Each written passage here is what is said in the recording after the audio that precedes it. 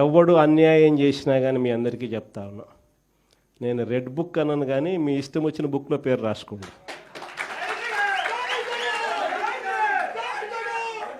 మీరు ఏ పుస్తకంలో పేరు రాసుకున్నా పర్వాలా.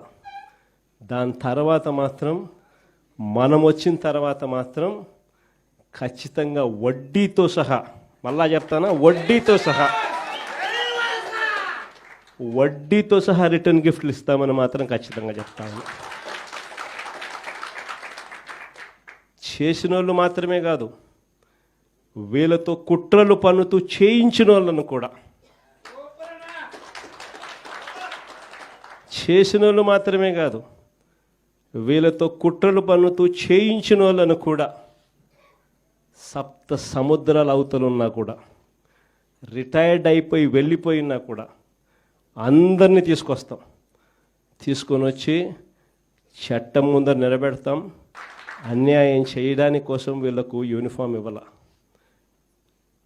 న్యాయంగా ధర్మంగా పాలన చేయడం కోసం యూనిఫామ్ ఇచ్చారు. మన హయాంలో ఎలా చేసాం మనం పాలన? మన హయాంలో ఆ రోజు ప్రజా వేదిక కోల్చడంతో మొదలైనటువంటిది. అలాగే 3 రాజధానులని మాయ చేసి అందరికీ ముంచేశాడు. అలాగే ప్రశ్నిస్తే ప్రాణాల మీదకి తెచ్చుకునే పరిస్థితి ఆ రోజు ఏర్పాటు చేశాడు. చెట్లు కూడా నరికేశాడు. బాదుడితో ధరలు పూర్తిగా పెంచేశాడు. అలాగే దళితులు తాలూకా డెడ్ బాడీలు డోర్ డెలివరీ చేసేటటువంటి నీచాతి పరిస్థితి మన రాష్ట్రంలో తీసుకొని వచ్చాడు. బూతులతో అసెంబ్లీని భ్రష్టు పట్టించాడు. ఇక దోపిడీ విషయానికి వస్తే కేంద్ర నిధుల్లో దోపిడీ, గిరిజన నిధుల్లో దోపిడీ, ల్యాండ్లో దోపిడీ, శాండ్లో దోపిడీ, మైనింగ్లో దోపిడీ. ఎంత నీచ నికృష్ట ప్రభుత్వం కాకపోతే కల్తీ లిక్కర్ తయారు చేసి పేదవాళ్లతో తాగించి వేల కుటుంబాలని పెద్ద దిక్కు లేకుండా చేసి వేల కోట్ల రూపాయలు దోచుకొని మళ్ళీ తిరిగి అదే లిక్కర్ మీద ఆ రోజు అప్పు కూడా సంపాదించుకోవాలన్నటువంటి అత్యంత దుర్మార్గుడు గతంలో ఉన్నటువంటి ముఖ్యమంత్రి అనేది కూడా ఈ సభాముఖంగా గుర్తు చేస్తున్నాను. అయినా సరే అన్ని అరాచకాలకు పాల్పడి అన్ని కార్యక్రమాలు చేసినా ఆయనకి అహం తగ్గలేదు, ఆయనకి కక్ష తీరలేదు. అందుకనే జరగరానిది కూడా చేశాడు.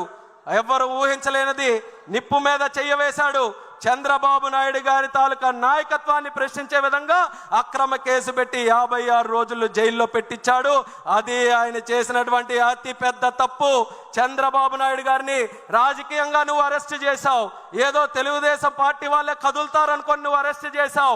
కానీ చంద్రన్న మీద చెయ్యవేసిన తర్వాత 70 దేశాలలో లక్షల మంది కార్యకర్తలు, తెలుగు జాతి అంతా కూడా కథలు వచ్చి ఆయన తెలుగుదేశం నాయకుడు కాదు, తెలుగు జాతికి నాయకుడని దేశానికి ప్రపంచానికే నిరూపించింది మన తెలుగు జాతి అనేది కూడా ఈ సభాముఖంగా తెలియజేసుకుంటున్నాను.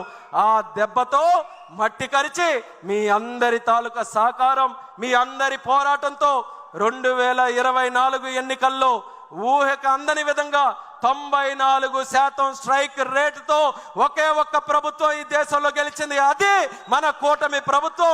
దానికి కార్యకర్తలకి, పైనున్నటువంటి నాయకులకి, అందరికీ కూడా ఎన్నో కేసులు పెట్టుకొని కుటుంబాలను పోగొట్టుకొని ఎన్నో త్యాగాలు చేసినటువంటి ప్రతి ఒక్కరికి కూడా ఈ మహానాడు వేదిక ద్వారా అందరికీ పాదాభివందనం తెలుగుదేశం పార్టీ కుటుంబ సభ్యులందరికీ కూడా తెలియజేసుకుంటున్నాం. అయితే మనం అనుకున్నటువంటి లక్ష్యం సాధించాం, ప్రభుత్వం ఏర్పాటు చేశాం. కానీ ఇంతటితో ఆగిపోయే ప్రయాణం కాదు తెలుగుదేశం పార్టీది. 43 సంవత్సరాల చరిత్ర అంటున్నాం, అంతటితో సాటిస్ఫై అవ్వలేదు. 40 సంవత్సరాల మరొక చరిత్రకి మనం నాంది పలకాలి. అది మన యువ నాయకుడు నారా లోకేష్ అన్న గారి తాలూకా ఆలోచన. ఆయన ఆధ్వర్యంలో 6 శాసనాలు ఈ మహానాడు ద్వారా మనకు పరిచయం చేశారు. యువశక్తికి మళ్ళీ పిలుపునిస్తున్నా. ఆ రోజు యువశక్తి అంతా భయంతో జగన్ పరిపాలనలో ఉంటే ఆ రోజు ఎవరు కూడా మాట్లాడడానికి ఎవరు కూడా ముందుకు రాని సమయంలో ఒక యువకుడు బాధ్యత తీసుకున్నాడు. రాష్ట్రం కోసం, మన జాతి కోసం, మన యువత కోసం వాళ్ళ గలం ముందుకు రాపోయినా ముందు నా గలాన్ని తోడు చేస్తానని యువగలంతో అడుగులు వేసుకుంటూ కర్రలు పెట్టినా, గోడలు నిర్మించినా, కుర్చీలు నాగినా, వేదికలు కూర్చినా మడం తిప్పనటువంటి పౌరుషంతో యువగలం 3000 కిలోమీటర్లు దేశ రాజకీయ చరిత్రలో ఆ వయసులో యువ నాయకుడుగా ఏ ఒక్కరు కూడా చేయనటువంటి పాదయాత్ర మన లోకేష్ అన్న గారు చేసి యువతలో సరికొత్త స్ఫూర్తి నింపాడు. కొత్తగా యువకులకు అందరికీ కూడా రాజకీయాల్లో రావడానికి ఆసక్తి చూశారు. యువకులను చూస్తే తెలియనటువంటి ఒక స్ఫూర్తి, మేము కూడా రాజకీయాల్లోకి రావాలి, తప్పు మీద మేము ప్రశ్నించాలి అన్న లోకేష్ అన్నగారితో మేము కూడా నడవాలని ఆయనతో పాటు సంకల్పం జోడించి అన్నగారి యువగలం యాత్ర చరిత్ర తిరగ రాసే యాత్రగా యువకులందరూ కూడా ముందుకు వచ్చి నడిపించారు. అటువంటి నాయకుడు, యువ నాయకుడు ఈరోజు ప్రజలు నచ్చినటువంటి నాయకుడిగా ఎదిగాడు, ప్రధాని మెచ్చినటువంటి నాయకుడిగా ఎదిగాడు మన నారా లోకేష్ గారు.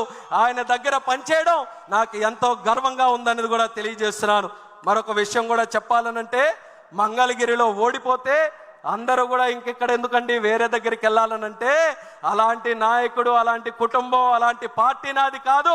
ఎక్కడ ఓడిపోయానో అక్కడ వడ్డీతో సహా ఓట్లేయించి గెలిపిస్తానని 91,413 ఓట్లతో అజారిటీ సాధించి గెలిచినటువంటి యువ నాయకుడు మన లోకేష్ అన్న గారని ఈ సందర్భంగా తెలియజేస్తూ, ఆయన యువగలంతో ఏ స్ఫూర్తినైతే అందించాడో పార్టీకి, కానీ ఆ స్ఫూర్తితో మన చంద్రబాబు నాయుడు గారు కూడా ఈ ఎంతో మంది 60 మందికి పైగా యువకుల్ని ఈరోజు ఎమ్మెల్యేలుగా తయారు చేశారు.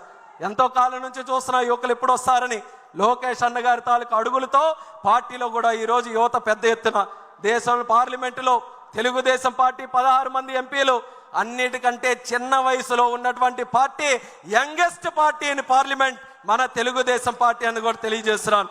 పెద్ద పెద్ద పార్టీలు ఆలోచిస్తున్నాయి యువతను ఎలా తీసుకొని రావాలని, వాళ్ళకి ఆదర్శంగా తెలుగుదేశం పార్టీ ఈరోజు తీసుకొని వచ్చింది. దేశంలో పార్లమెంటులో తెలుగుదేశం పార్టీ 16 మంది ఎంపీలు, అన్నిటికంటే చిన్న వయసులో ఉన్నటువంటి party, youngest party in parliament మన తెలుగుదేశం పార్టీ అని కూడా తెలియజేస్తున్నాను. పెద్ద పెద్ద పార్టీలు ఆలోచిస్తున్నాయి యువతను ఎలా తీసుకొని రావాలని, వాళ్ళకి ఆదర్శంగా తెలుగుదేశం పార్టీ ఈరోజు తీసుకొని వచ్చింది. అలాగే youngest cabinet minister in India కూడా మన తెలుగుదేశం పార్టీయే. ఆ ఘనత చంద్రబాబు నాయుడు గారి ఆశీర్వాదంతో ఈరోజు చిన్న వయసులో ఉన్నటువంటి నాకు వచ్చినందుకు ఆయనకి హృదయపూర్వకమైనటువంటి ధన్యవాదాలు తెలియజేస్తున్నాను. 12 సంవత్సరాల క్రితం 2013లో హైదరాబాద్లో మహానాడు జరిగితే తెలిసి తెలియని వయసులో ఇదే వేదిక మీద మాట్లాడి చంద్రబాబు నాయుడు గారి తాలూకు ఆశీస్సులు పొందితే 12 సంవత్సరాల తర్వాత ఒక యువకుడిగా కేంద్ర మంత్రి చేశాడనంటే ఆ ఆలోచన చంద్రబాబు నాయుడు గారిది అనేది మళ్ళీ తెలియజేసుకుంటూ, ఇది కేవలం మంత్రుల వరకు, ఎమ్మెల్యేల వరకు మిగిలిపోకూడదు. కార్యకర్తల స్థాయి నుంచి, ప్రజల స్థాయి నుంచి యువత ముందుకు రావాలి. అందుకనే అన్న ఇచ్చినటువంటి 6 శాసనాలు ఏవైతే ఉన్నాయో ఈ రాజకీయ తీర్మానంగా ప్రస్తావిస్తున్నాం మీ అందరికీ కూడా. ఆ 6 తీర్మానాలు మనకు 6 ఆయుధాలు. ఆ 6 ఆయుధాలు మనకి దిక్సూచి.